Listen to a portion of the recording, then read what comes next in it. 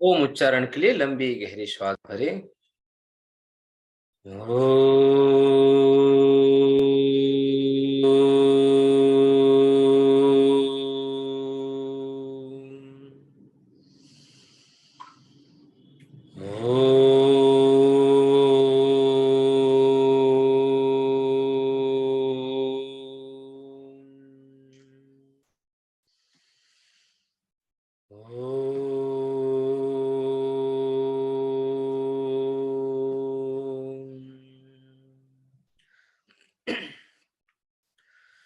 सृष्टि स्थिति विनाशानां शक्तिभूते सनातनी गुणाश्रये गुणमयी नारायणि नमोस्तुते। ॐ नमः प्रणवार्थाय शुद्धज्ञानैकमूर्तये निर्मलाय प्रशान्ताय दक्षिणामूर्तये नमः। गुरवे सर्वलोकानां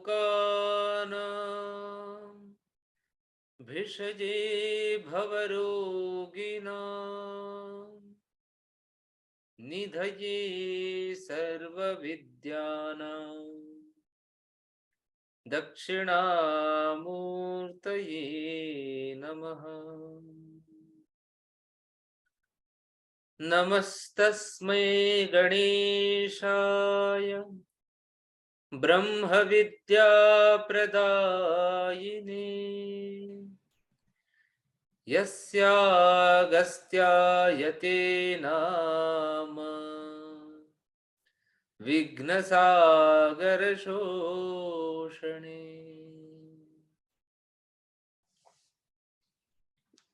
जय गुरुदेव। तो आगे बढ़ते हैं। आज 2 श्लोक के ऊपर हम विस्तृत चर्चा करेंगे। 2 ही काफी है आज के लिए।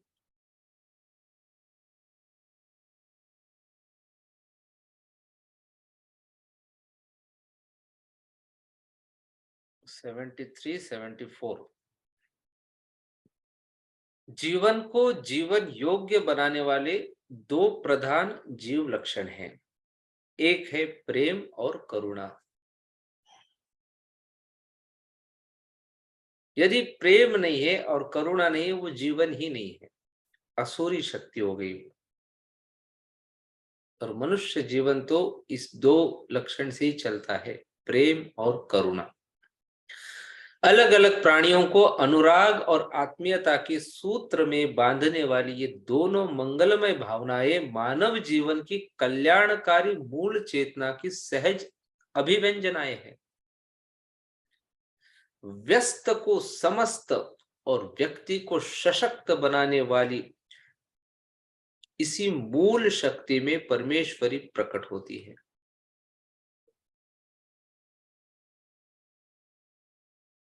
श्री माता की यह चिन्मय अभिव्यंजना प्रेम की रमणीयता, काम की कमनीयता और करुणा की कोमलता का मंजुल सामंजस्य साथ लिए चलती है। प्रेम की रमणीयता रंजनी, रमणी, रस्या आदि पिछले 16 नामों में व्यक्त हो चुके। इसके पहले के जो श्लोक देखे हमने उसमें देखे 16 नाम है। अब सहस्र नाम के अगले श्लोक में काम और करुणा की कमनीय कोमलता का वर्णन किया जाता है। तो अगला श्लोक है, काम्या काम कला रूपा कदम्ब कुसुम प्रिया कल्याणी जगती कंदा करुणा रस सागरा। इस श्लोक का पहला नाम है काम्या। इससे पहले रकार से आरंभ होने वाले 16 नामों में रम्या नाम आ चुका है। रम्या की रमणीयता ही काम्या में कमनीयता बनकर यहाँ प्रकट होती है। रम्या और काम्या में वही अंतर है जो प्रेम और काम में है। कमनीय काम का रमणीय रूप ही प्रेम है और प्रेम का परम पावन रूप ही भक्ति या भगवदीय या भगवतीय भावना है।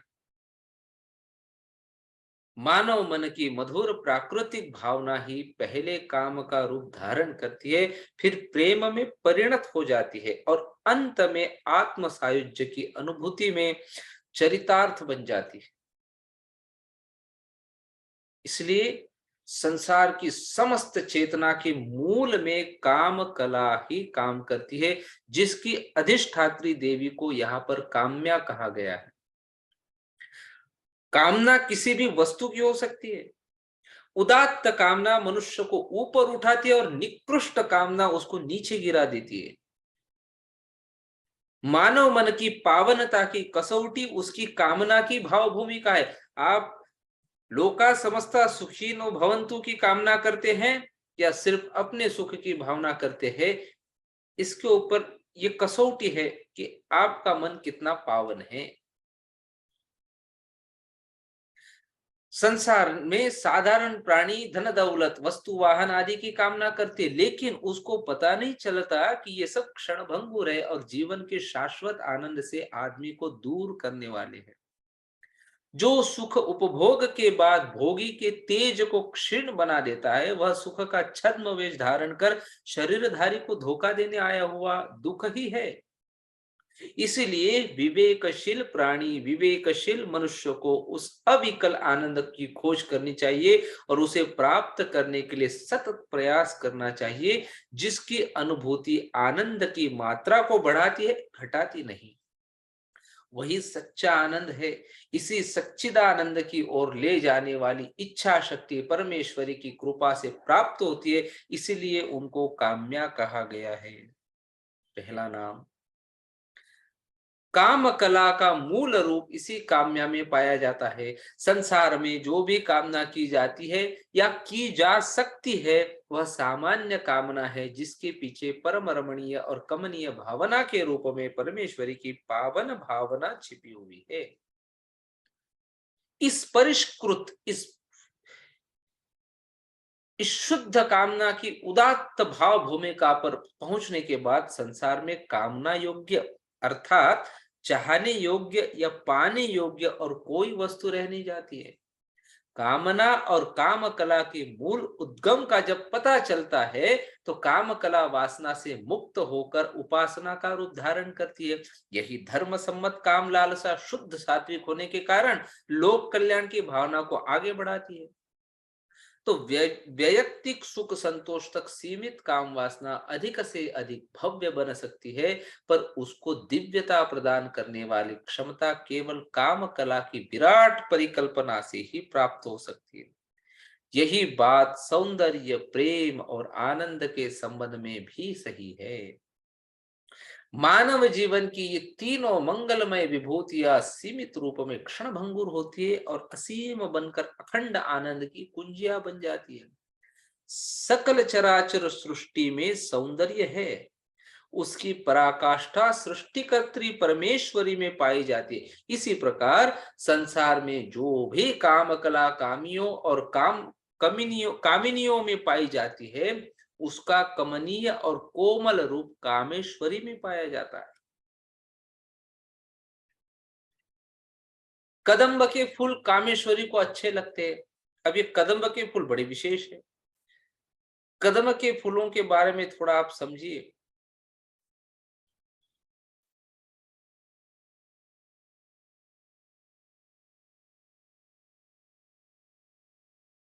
कहा जाता है कि बरसात के बादलों में गरजते ही कदम्ब के फूलों की कलियां एक साथ और एकदम उभर आती है, ऐसे गोल गोल फूल रहते वैसे।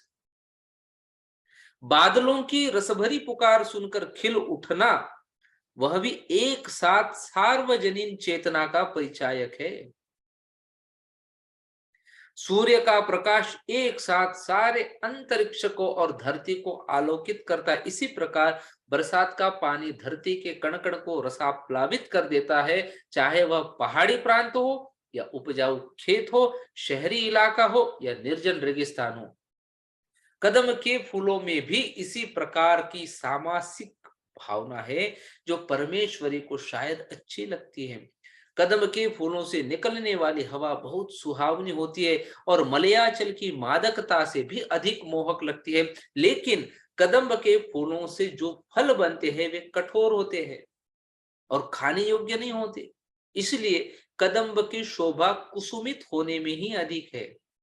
वह फूले नहीं समाती, फल की कोई विशेष इच्छा उसमें नहीं होती। कदम्ब का यह लक्षण उसके निष्काम विकासशीलता की ओर संकेत करता है। इन्हीं सब कारणों से कमनीय काम कला की अधीश्वरी काम्या को कदम्ब के फूल अच्छे लगते होंगे। तभी तो उनको कदम्ब कुसुम प्रिया कहा जाता है। देवी को कदम्ब वनवासिनी भी कहा जाता है। कामेश्वरी की एकमात्र कामना लोक कल्याण है, इसीलिए उनको कल्याणी कहा गया है। कल्याणी शब्द में कामेश्वरी की विश्व कल्याण भावना का सार संग्रह समाविष्ट हो जाता है। कल्याण शब्द ही बहुत सार गर्भित है। कल्य से कल्याण या कल्याणी शब्द बनते हैं। कल्य का मतलब है प्रातः काल, आने वाला दिन या भावी काल। अनंत काल तक काल चक्र के साथ निरंतर चलने वाली प्राण शक्ति या जीव धारा को कल्याणी कहा जा सकता है। संसार की समस्त कलाओं में प्रशस्त कला को भी कल्य या कल्या कहा जाता है। कला ही जिनकी जान है और जो कला को प्राण से भी अधिक प्रिय समझती है वह भी कल्याणी है। कला किसी देश या काल विशेष तक सीमित नहीं रहती, वह सार्वत्रिक है और सार्वकालिक होती है। जब तक कला है तब तक कल्याणी है। कल्याणी की इसी काल निरपेक्षता की ओर संकेत करते हुए कवि भगवान वाल्मीकि कहते हैं, न नशिष्यति कल्याणी नाग्निरग्नौ प्रवर्तते।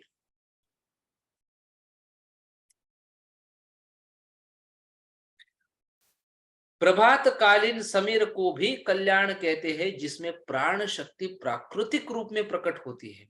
प्राण, अपान, उदान, व्यान और समान की भांति कल्याण भी एक मुख्य प्राण है।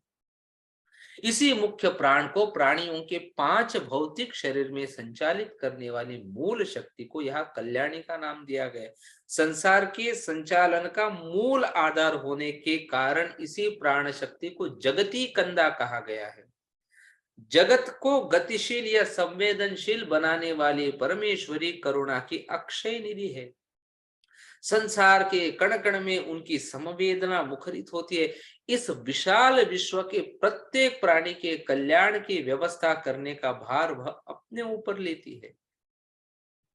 विश्व के किसी भी कोने में कोई भी प्राणी किसी भी प्रकार की पीड़ा से ग्रस्त हो तो करुणामयी कल्याणी तटस्थ नहीं रह सकती। उनके कुसुम कोमल हृदय में करुणा वरुणालय की तरह उमड़ पड़ती है। इसलिए उनको करुणा रस सागरा, करुण रस का समुद्र कहा गया है। करुणा प्रेम से भी उदात्त भावना है।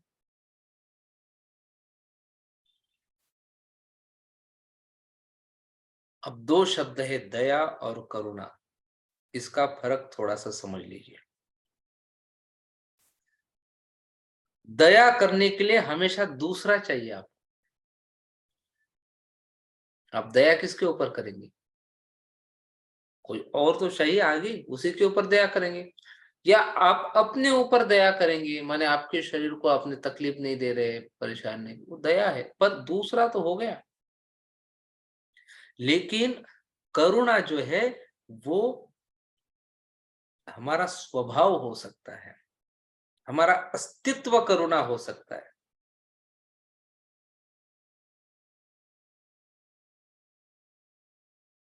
गुरु के पास कभी नहीं लगता कि मुझे माफ कर दिया। उनकी करुणा ही इतनी है कि उनके पास जाने से ऐसे लगता है कि अरे, गुरुदेव ने तो हमारा एक्सेप्ट कर लिया, इतना बड़ा गुनाह स्वीकार कर लिया। क्यों? उनकी तरंग ही करुणा की बन गई है। वो जहाँ है करुणा उनके साथ चलती है। करुणामयी, इसलिए करुणामयी बोलते हैं। गुरु को।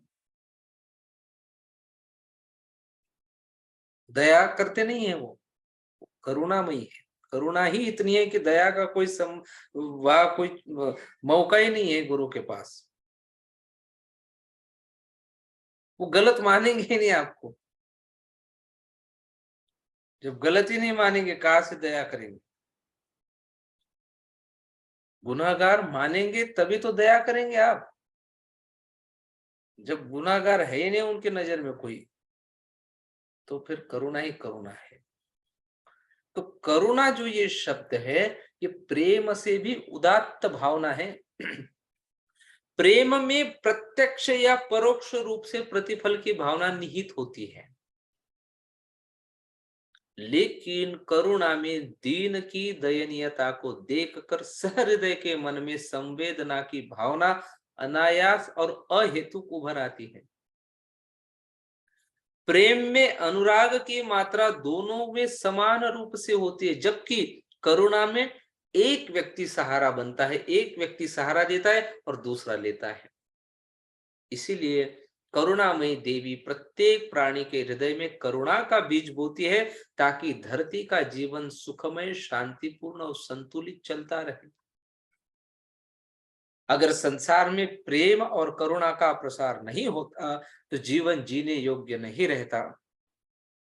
ये दोनों देवी के वरदान हैं, जिनके सहारे संसार निदाद की दीर्घ मरीचिकाओं के बीच में भी मलया नील की मधुमय मादकता का अनुभव करता है। यही परमेश्वरी की लीला है, जिसको कला की संज्ञा दी जा सकती है।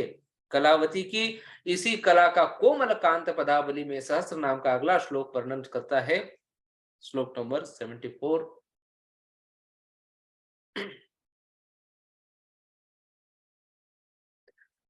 कलावती कलालापा कांता कादंबरी प्रिया वरदा वामनयना वारुणी मद विह्वला।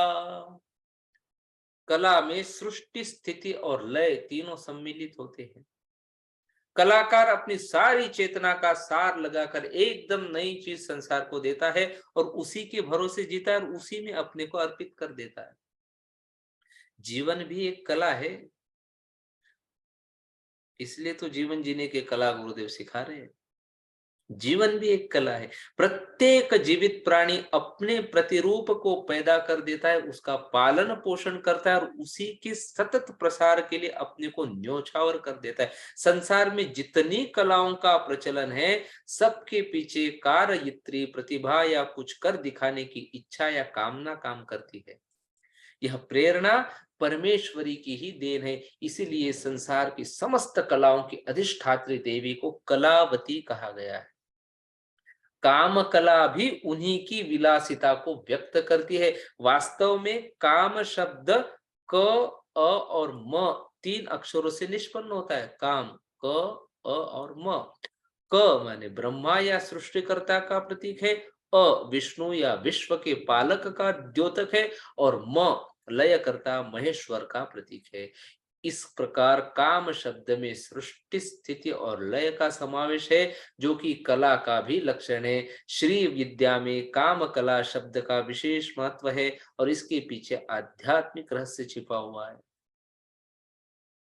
परमेश्वरी के मुंह से जो भी बात निकलती है, वह कलात्मक ही होती है। परमेश्वरी की कृपा जिन पर होती है, उनकी वाणी में भी इसी प्रकार का माधुर्य दिखाई देता है। बातें सब लोग करते हैं, पर किसी किसी की बात में विशेष आकर्षण होता है। कलात्मक सौष्ठव ही इस आकर्षण का कारण है। देवी के साधारण वार्तालाप में भी इस प्रकार का कलात्मक सौष्ठव पाया जाता है, इसीलिए उनको कलालापा कहा गया है। अगला नाम है कांता। कांता किसी भी स्त्री को कहा जा सकता है। कांता और कांत शब्द क्रमशः पत्नी और पति के पर्यायवाची भी होते हैं। कांता पत्नी, कांत पति। जिसको प्राप्त करने पर मन की कामना पूरी हो जाती है, वही कांत और कांता है। परमेश्वरी की प्राप्ति जीवन की चरम उपलब्धि है, वही सबसे बड़ी सिद्धि है। इसलिए कांता शब्द देवी के लिए सर्वथा उपयुक्त है। कला के प्रसंग में भी कांता शब्द सार्थक बन जाता है। काव्य की उक्ति कांता संपित होनी चाहिए, यही काव्य शास्त्रियों का अभिमत है। उपदेश तीन प्रकार के होते हैं, एक होता है प्रभु सम्मत, दूसरा है मित्र सम्मत और तीसरा है कांता सम्मत। तीन प्रकार के उपदेश। प्रभु सम्मत उपदेश वेदों में मिलते हैं और नीति शास्त्र में भी इस प्रकार के निर्देश वाक्य मिलते हैं। पुराणों में कहानियों के माध्यम से मित्र सम्मत सम्मतियां मिलती है, लेकिन काव्य में कवि अपने मन की बात इस ढंग से बताता है जैसे मधुर भाषिणी महिला शालीनता और कोमलता के साथ अपने पति से अपना आशय प्रकट करती है। इसी प्रकार की कोमल कांत पदावली परमेश्वरी के मुंह से निकलती है, इसलिए उनको कांता कहा गया है। कांता शब्द से कांति या प्रकाश का बोध होता है, अक्षर से आलोक फैलता है, मधुर भाषण से मन प्रकाशित हो जाता है और पवित्र मंत्रों के उच्चारण से आत्मा आलोकित हो जाती है। इस आंतरिक आलोक का आधार होने के कारण भी परमेश्वरी को कांता कहा गया है। देवी को जैसे कदम्ब के फूल अच्छे लगते हैं, वैसे कदम्ब के कोटर से निकलने वाली कदम्बरी भी अच्छी लगती है। कदम्ब कदम्ब के कोटर से निकलने वाली कादम्बरी, कादम्बरी के सेवन से मनुष्य अपनी अभीष्ट भावना में तल्लीन हो जाता है। परवशता परमेश्वरी को प्राप्त करने के लिए परम आवश्यक है।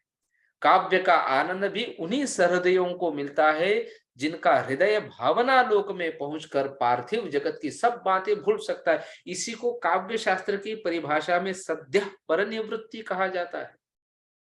इस प्रकार शरीरधारियों को शरीर की सुध बुध खोने में सहायक तत्परता और तदीय भावना परमेश्वरी की कृपा से ही प्राप्त होती है। इसी आशय को प्रकट करने के लिए देवी को यह कादम्बरी प्रिया कहा गया है। जिस देवी की कृपा होती है, जिस पर देवी की कृपा होती है, उसको वह सब कुछ दे देती है, इसलिए उनका नाम वरदा है। वर देने वाली वरदा। वर का मतलब श्रेष्ठता भी है। परमेश्वरी जो कुछ भी देती है वह बढ़िया से बढ़िया ही होता है, इसलिए श्रेष्ठ से श्रेष्ठ वस्तु देने वाली देवी के लिए वरदा का नाम सर्वथा सार्थक है। परमेश्वरी का कटाक्ष ही जीवन को समृद्ध और सफल बनाने के लिए काफी है। उनकी सीधी नजर से भी महत्तर उनकी तिरछी नजर है। स्त्रियों की दृष्टि में जो भी आकर्षण होता है वह तिरछी नजर या वाम दृष्टि में ही होता है। वास्तव में मानव शरीर का दाहिना भाग पौरुष का प्रतीक है और वाम भाग स्त्री तत्व का प्रतीक है। पहला प्रबल माने दाहिना राइट साइड प्रबल और कठोर होता है, दूसरा लेफ्ट साइड मधुर और कोमल, इसलिए स्त्रियों को वामा कहा जाता है। यह वाम सौंदर्य परमेश्वरी की आंखों में तिरछी रेखा बनकर प्रत्यक्ष होता है, इसीलिए उनको वाम नयना कहा गया है। दाहिनी आंख में विश्व विधाता को बसाकर बाईं आंख के बाएं कोने से संसार के कोने कोने को देखकर जीवन फल की वर्षा करने वाली काम नयनी या कामाक्षी को यहाँ पर वाम नयना कहा गया है। गुरुदेव एक बार बोल रहे थे, बोले जब गुरु चलते हैं यही समझना चाहिए उनके दाहिने ओर शिव आ रहे, उनके बाएं ओर देवी आ रही, और यही कारण है बोले मैं ये लेता हूं जो अंगवस्त्र होता है कलरफुल, उनके बाएं बाएं ओर अच्छा लगता होगा आपको देख के। उसका कारण क्या है, ये बाईं साइड जो देवी का स्थान है, दाहिना साइड शिव का स्थान है। तो बोले गुरुदेव जब भी गुरु चलते हैं तो शिव और शक्ति उनके साथ हमेशा चलते हैं बोले। तो उनके दाहिने ओर शिव होते, बाएं ओर देवी होती है, शक्ति होती। अब इस श्लोक का अंतिम नाम है वारुणी मद विह्वला। वारुणी एक आसव, एक पेय है जिसका सेवन किसी को भी तन्मय या तल्लीन बना देता है। वारुणी मानव शरीर की एक नाड़ी भी है जो साधक को सहस्रार चक्र तक ले जाती है। दोनों में तल्लीनता का तत्व सम्मिलित है, पर आसव पान से मिलने वाली तल्लीनता क्षण भंगुर होती है और शरीर को आत्मा से दूर ले जाती है, जबकि वारुणी नाड़ी के सहयोग से मिलने वाली तन्मयता शाश्वत आनंद प्रदान करती है और शरीर को आत्मा के और निकट ले जाती है। यही आनंद परमेश्वरी का परम पावन वरदान है, जिसकी तुलना में सारा लौकिक आनंद क्या मानसिक या मानसिक आनंद भी कुछ नहीं है। यही वह आत्मानंद है जिसके सामने ब्रह्मानंद की भी कोई गणना नहीं है। यही ललिता की लीला का कला विलास है, जो विश्व की समस्त कलाओं का सार है।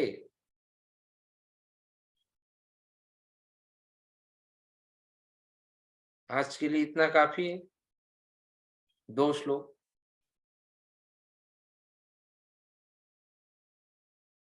कोई प्रश्न है?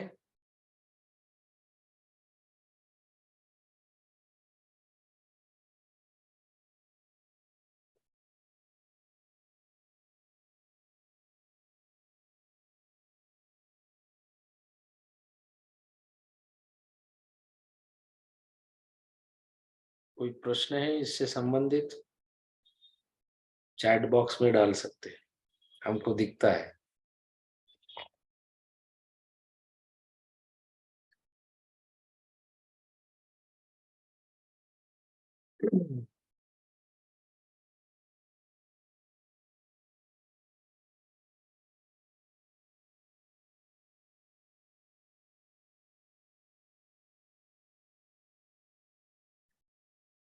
We can avoid entangle into new relations, but what to do with previous or existing ones, which are the actual bondages? Please. हाँ, तो पुराने तो अभी बॉन्डेज ऐसे छूटेंगे धीरे धीरे। जिम्मेदारियां तो निभाना, भाग तो नहीं सकते। बच्चे हैं तो बच्चों का तो आपको सब करना पड़ेगा। पति है, पत्नी है, तो उसको सब करना पड़ेगा। अपनी जिम्मेदारियां वो पूरा 100% कर दीजिए। एक समय आ जाता है फिर सब छोड़ने का। मैंने आपको कल तो बोला था कि हमारे पास दुख की संपदा के अतिरिक्त हम देखो, इस संसार में कुछ इकट्ठा करने लायक है नहीं। जो भी इकट्ठा करते सब चला जाता है। पर इस चक्कर में हमने इकट्ठा क्या किया? दुख ही दुख इकट्ठा करे, गठरिया गठरिया बांध के रखी। अगर पूछा जाए आपको कि भाई आपके पास, आप प्रश्न ऐसा पड़ता है कि दुख है तो छूटता क्यों नहीं? इसीलिए नहीं छूटता, यही तो है हमारे पास। दुख की संपदा के अतिरिक्त हमारे पास है ही क्या? इसको ही छोड़ देंगे तो फिर बचता क्या है? एक दिन हिसाब लगाना बैठकर, एक कागज पर लिखना कि क्या क्या दुख है जीवन में।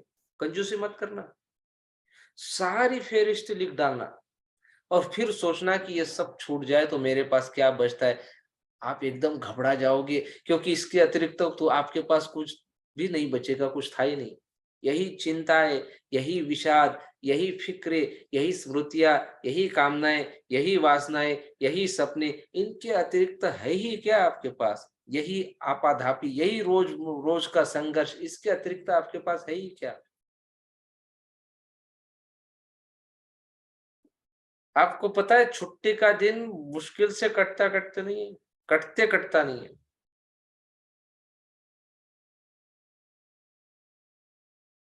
बड़े मुश्किल जाती है छुट्टी का दिन निकालने के लिए लोग। तरकीबें खोजनी पड़ती है नए दुख की कि चलो पिकनिक को चले, कोई नया दुख उठाए। काटे नहीं कटता। खाली बैठ नहीं सकते, क्योंकि खाली बैठे तो खाली मालूम होते हैं। फिर और दो, दफ्तर की याद आती है, ऑफिस की, बड़ा मजा है। दफ्तर में ऑफिस में 6 दिन सोचते हैं कब छुट्टी हो, और जिस दिन छुट्टी होती है उस दिन सोचते हैं कि कब सोमवार आ जाए और दफ्तर खुल जाए फिर चले। रविवार के दिन कई शहरों में, ये पुणे वगैरह मुंबई में देखता हूँ, सर्वाधिक ये दुर्घटनाएं होती है, क्योंकि रविवार के दिन सारे लोग खुले छूट गए। जैसे सब जंगली जानवर खुले छोड़ दिए। अब उनको कुछ सूझ नहीं रहा कि करना क्या है। सबके पास कारें हैं, अपनी अपनी लेकर निकल पड़े। आपने चित्र तो देखा होगा समुद्र तटों के आसपास इन दिनों, वहां लोग इकट्ठा, इतनी भीड़ भाड़ मालूम होती है, खड़े होने की जगह नहीं है। इससे अपने घर में ही थोड़ा ज्यादा जगह थी, चले मिलों तक, कारें एक दूसरे से लगी चल रही है, 4-6 घंटे कार ड्राइव करके पहुंचे, फिर 4-6 घंटे का कार ड्राइव करके वापस लौटे, और वहां वही भीड़ थी जिस भीड़ से बचने निकले थे, वे सारे लोग वहीं पहुंच गए थे। सभी को जाना है, भीड़ से बचना है, सारी भीड़ वहीं पहुंच गई। घर घर में भी इससे ज्यादा आराम था। अगर घर ही रुक गए होते तो आज शांति होती, क्योंकि सारा गांव तो गया था उधर, लेकिन घर कौन रुके? खालीपन, घबराहट होती है, बेचैनी होती है, कुछ करने को चाहिए। आपने कभी खाली एक आध दिन गुजारा, सिर्फ खाली, कि कुछ नहीं किया, एक दिन सुबह 6 बजे से सांझ 6 बजे तक कुछ न किया हो, पड़े रहे, अखबार भी नहीं पढ़ा, ना रेडियो सुना, ना टीवी शुरू किया, पत्नी से भी नहीं झगड़े हो, पड़ोसियों से जाकर गपशप नहीं की हो, एक दिन आपने कभी ऐसा किया है कि कुछ नहीं किया हो? आपको याद नहीं आएगा ऐसा जिंदगी में कोई दिन जिस दिन आपने कुछ न किया हो। क्या कारण होगा कि कभी आपने इतना विश्राम भी नहीं जाना? खाली होने में डर लगता है, खाली होने में भय लगता है कि यह भीतर अगर मैं गया खालीपन में तो और वहां कुछ न पाया तो। इसलिए एडवांस कोर्स का निजात किया गया है कि आप खुद होगे तो खाली होएंगे नहीं, खुद होगे तो आप कुछ नहीं करने का समझ ही नहीं पाओगे। तो आओ इधर, फिर बंधन में रखना पड़ता है उधर, फोन बंद कर दो, ये कर दो, मौन में रहो, मुंह को ताला लगा देते।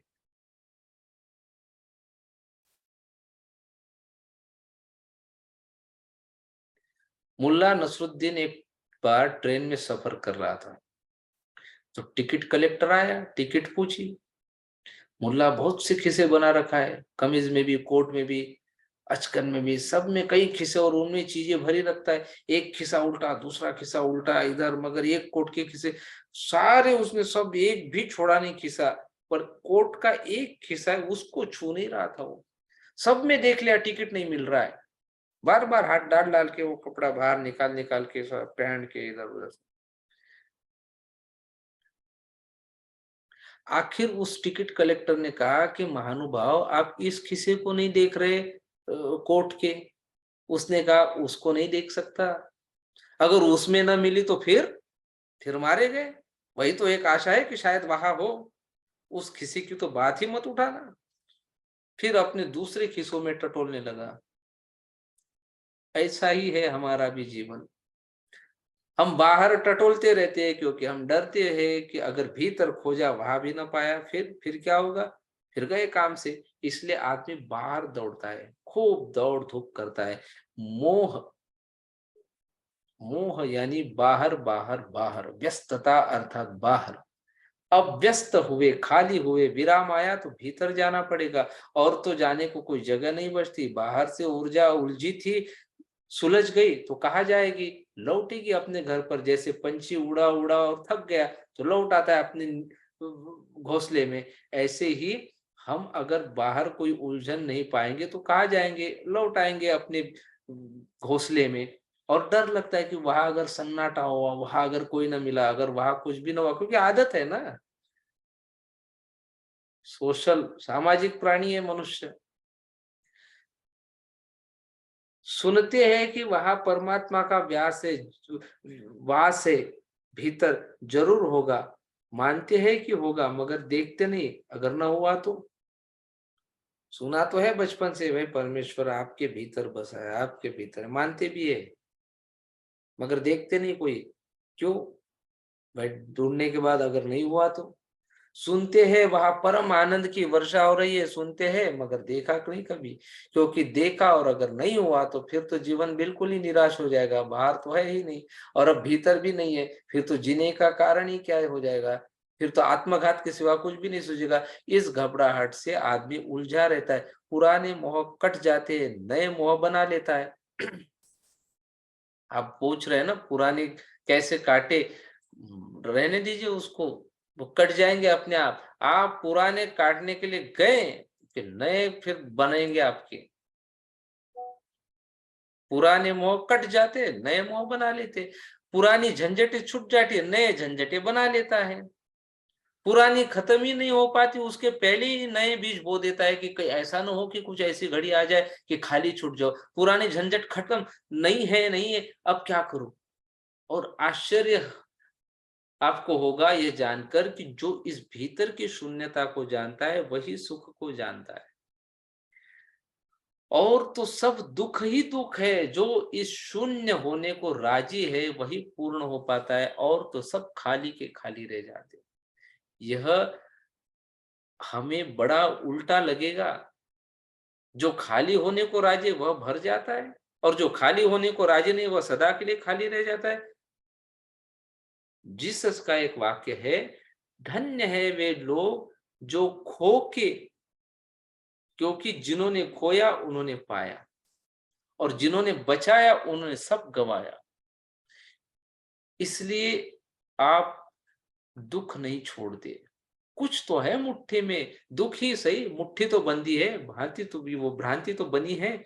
बुद्ध का सारा संदेश यही है। सारे बुद्धों का, सिर्फ बुद्ध की बात नहीं बोल रहा हूं मैं, सारे बुद्धों का, सारे ब्रह्मज्ञानियों का यही संदेश, यही कि खोलो मुट्ठी, बंधी मुट्ठी खाली है। संसारी तो उल्टी बात कहते हैं, वे कहते हैं बंधी मुट्ठी लाख की, खुली की खाक की। संसारी लोग क्या बोलते हैं? हर लैंग्वेज में है ये, मराठी में भी झाकली मूठ 1.25 लाखाची। उधर तो लाख के ऊपर भी 25,000 बढ़ा दिए। तो सांसारिक लोग क्या बोलते हैं? बंधी मुट्ठी लाख की, खुली की खाक की। और बुद्ध पुरुष कहते हैं, खोलो मुट्ठी, बंधी मुट्ठी खाक की, खोलो तो लाख की। खोलो मुट्ठी, जब खोल डालो और एक बार आर पार झांक लो, कुछ बंद मत रखो, कोई जेब डर के कारण छोड़ो मत, सब ही देख लो, चुकता देख लो, पूरा देख लो। उसी देखने में, उसी देखते देखते हमारा जीवन रूपांतरित हो जाता है। जिसने अपने भीतर के शून्य का साक्षात्कार कर लिया, उसने पूर्ण का साक्षात्कार कर लिया, क्योंकि शून्य और पूर्ण एक ही सिक्के के दो पहलू है। जो एक तरफ से शून्य मालूम होता है वही दूसरी तरफ से पूर्ण है। शून्य मालूम होता है क्योंकि तुम संसार को पकड़े हो, तुम एक तरह का ही भराव जानते हो, सांसारिक भराव। वह वहां नहीं है, इसलिए तुम्हें भ्रांति होती है कि भीतर शून्य है। जब आपने सांसारिक भराव छोड़ दिया तो आपने भीतर झांका, तब आपको दूसरी बात पता चलेगी कि यह शून्य नहीं है, यह मेरी सांसारिक पकड़ के कारण शून्य मालूम होती। यहाँ संसार नहीं है इसलिए शून्य मालूम होता था, यहाँ परमात्मा है। मैं एक बहुत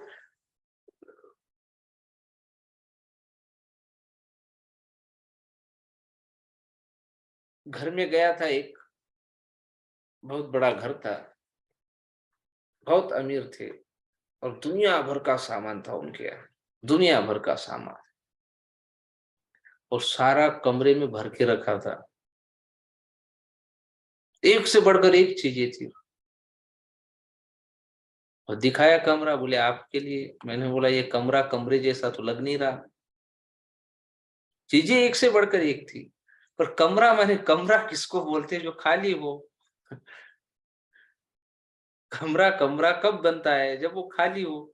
आप उसमें सारा सामान भर भर के पूरा सामान रख, वो कमरा रह ही नहीं जाता है। वो खाली होना बहुत आवश्यक है।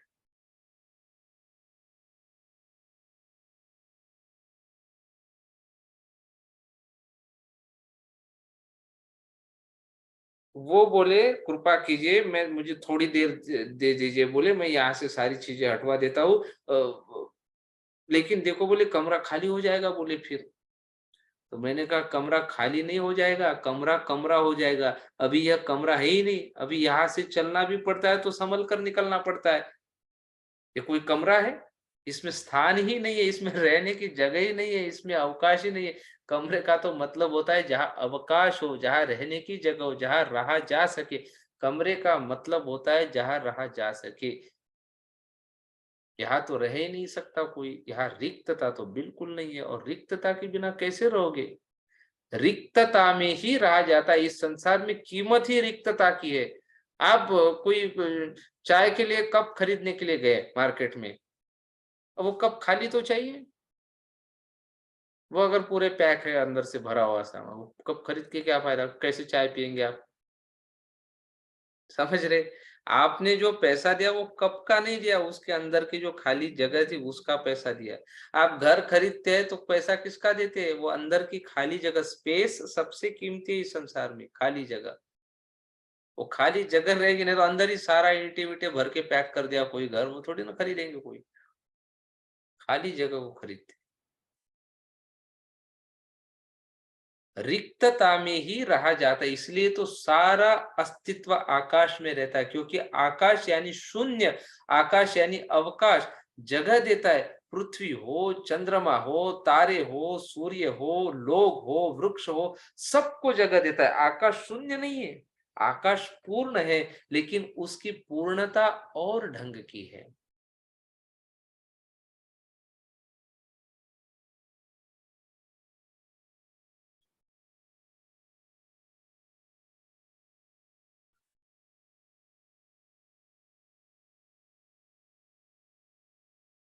तो ये एक वीडियो है, मैं आपको लिंक शेयर करूँगा या तो कल दिखा दूँगा शुरुआत में। नंबर्स की ओर है, नंबर माने 0 और 9 नंबर, 9 माने पूर्ण माना गया हमारे यहाँ। जो नंबर स्केल है ना, 0 से लेके 9 तक, 9 पूर्ण है, 0 शुरुआत है। तो 0 और 9 अपने यहाँ कैसे एक ही है, इसके बारे में बड़ा रहस्यमयी वो वीडियो है, आप देखना वो। हमको तो गुरुदेव ने दिखाया। तो आपको भी मैं वो वीडियो दिखाऊँगा अंग्रेज़ी में, लेकिन आप समझ जाएँगे, बड़ा रहस्यमय। नंबर खेल कैसा है, क्यों 3 को इतना महत्व है, 6 को इतना, 9 को इतना बड़ा महत्व क्यों है, क्यों देवी के साथ जुड़ा हुआ है वो? तो ज़रूर देखना आपने, एक बड़े गणितज्ञ ने बनाया हुआ है वो, आश्चर्यकारक है वो वीडियो।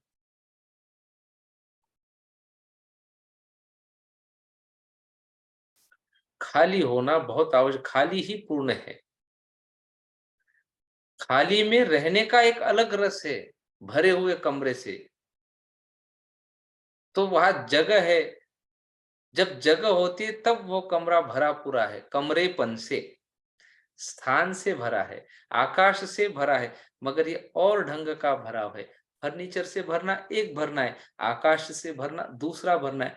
ठीक ऐसा ही हमारे भीतर भी घटता है। कूड़ा करकट से भरे हो अपने को छोड़ते भी नहीं हम, क्योंकि खाली ना हो जाओ। छोड़ोगे तभी तो आप पहचानोगे कि आपके खाली करते-करते ही जो उतर आता है आकाश हमारे भीतर, वही हमारी वास्तविकता है। उसे निर्वाण कहो, परमात्मा कहो, जो नाम देना हो वह नाम दे दो। समझ रहे हैं?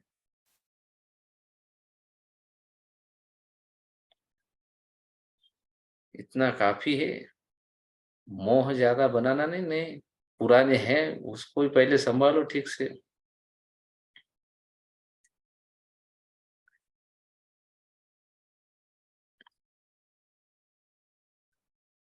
आयुर्वेद के सेशन का रिकॉर्डिंग मिल सकता है क्या? वो रिकॉर्ड ही नहीं किया तो कहाँ से मिलेगा? Please explain the meaning of Tripureshi. आपने ये सब पुराने सब ये करो, देख लेना पुराने सारे रिकॉर्डिंग, इसमें सब वर्णन है। अभी एक-एक नाम पुराना निकाल के यहाँ मत पूछिए।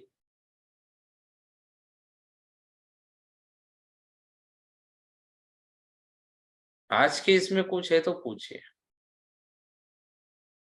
Want to earn more and more money to do lot of धर्म कार्य। Please guide how to earn more and more money. देखो आपके पैसे से धर्म रोकने वाला नहीं है। पहले बात तो ये दिमाग से निकाल दो कि मुझे धर्म का काम करने के लिए पैसा चाहिए। आपके पास अभी जो है उसमें आपको भाव उठता है क्या धर्म का कार्य करने में, करिए, भविष्य पे मत डालिए। किसने देखा, हो सकता है तब पैसा आ जाए, तब बुद्धि भ्रष्ट हो जाए। तो ये शेख चिल्ली के सपने नहीं देखना, भविष्य में आएगा तब मैं सेवा करूँ, नहीं नहीं। आज जितना है ठीक है, तब 1 लाख की तो आपकी योजना होगी, आज 1 रुपए की रखो, पर आज करो, कल नहीं आता कभी।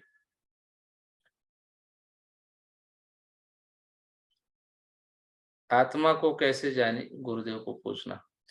गुरु शिव और शक्ति पता नहीं था, आज पता चल गया ना। नवलकांत का क्या मीनिंग है? आपका नाम है, आपको अपना नाम आपको पता रहना चाहिए। जिन्होंने रखा उनको पूछो कि भाई मेरा नवलकांत्र का नाम तो मीनिंग बताओ उसका। हमें अपने न्यू होम में देवी माँ की कौन-सी और कैसे मूर्ति लगानी चाहिए? प्लीज़ थोड़ा बता दीजिए। अच्छा, फ़ोन पे बात करना आप।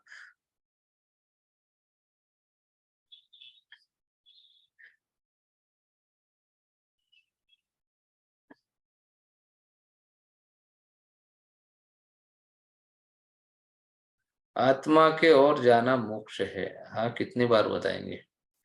Swamiji, isn't it that Bhagavad Gita chapters can be divided in three parts of yoga?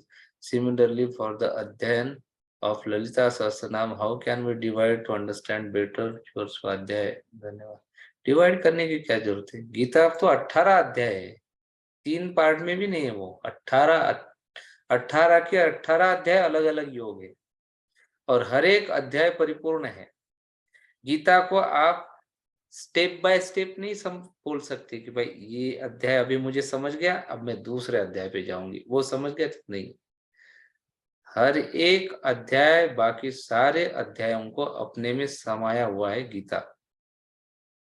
ये तो विशेषता है। योग माने पूर्ण।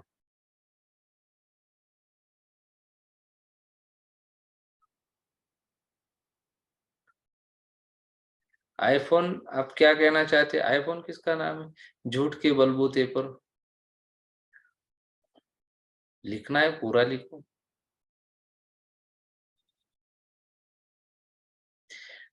कहते हैं गणेश जी का सिद्धि विनायक स्वरूप घर में नहीं रख सकते, तो जो मूर्ति और तस्वीर है हमारे पास उसका क्या करें? कृपया मार्गदर्शन। सिद्धि विनायक स्वरूप को घर में नहीं रख सकते, ऐसा तो हमने नहीं सुना। रखिए, क्या प्रॉब्लम है?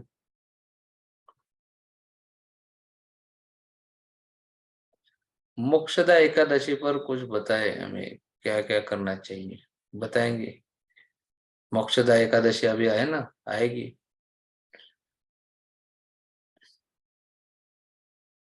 I have done opening with you, which gives me a lot of confidence, but sometimes I feel it's ego which is making me arrogant, just confused. सतर्क हो जाइए, सजग हो जाइए कि मेरे भीतर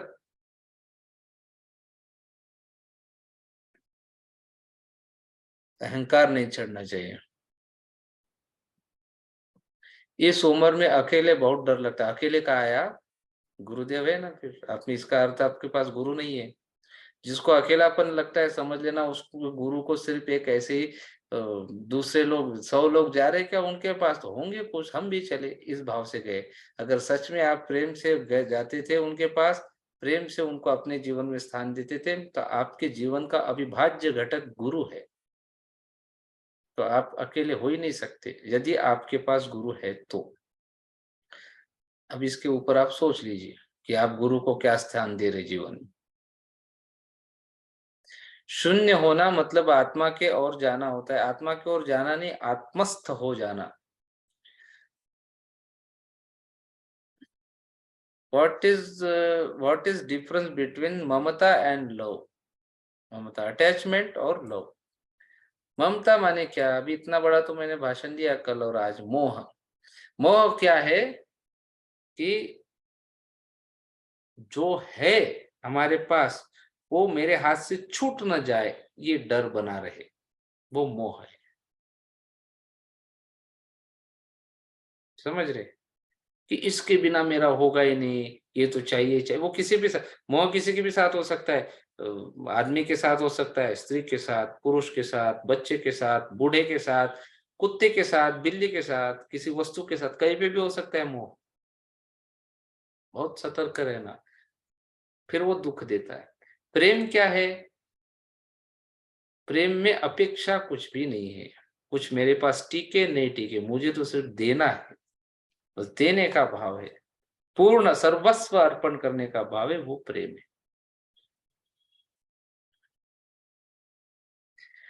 क्या मार्ग है भीतर जाने का? क्या मार्ग है गुरुदेव? वही तो मार्ग बता रहे सारे। सारे मार्ग अंदर जाने की है गुरुदेव के। जितने भी बताए उन्होंने उपाय सब अंदर जाने के, ताकि किसी तो उपाय से आप अंदर जाओ। अपनी विभूतियों को क्या है, भगवत गीता के 10वें अध्याय में भगवान ने अपनी विधियों विभूतियों कहा है, विभूतियां कहा है, जिसके अनुसार हमें भगवत प्राप्ति का सहज मार्ग ऐसे बता गया है कि सभी श्रेष्ठ वस्तु, व्यक्ति एवं परिस्थितियों में भगवान के मन को लेकर चले। यहाँ ललिता सहस्त्रनाम में भी भगवान की शक्तियों का ही बखान किया गया है। बहुत ही सारगर्भित व्याख्यान के लिए आपका साधुवाद, धन्यवाद।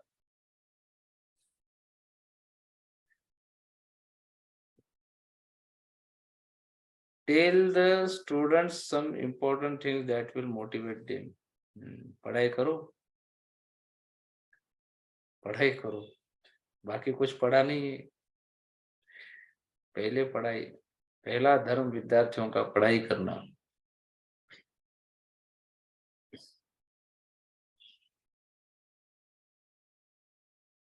What is worship? You said you would give information about this. हाँ, ग्रुप में भेज देंगे आज। What is worship के बारे में नहीं बोला था मैंने। मैंने बोला था कि ये देवताओं के 3 तत्व ही होते हैं, उसमें पृथ्वी और जल नहीं रहता उनके शरीर में। चलो काफ़ी है आज के लिए, बहुत हो गया। अभी आप थोड़ी देर ध्यान कर लीजिए, 2-3 मिनट। 2-3 मिनट ध्यान तो कर लीजिए। अच्छा, आपने वो मूवी देखी है?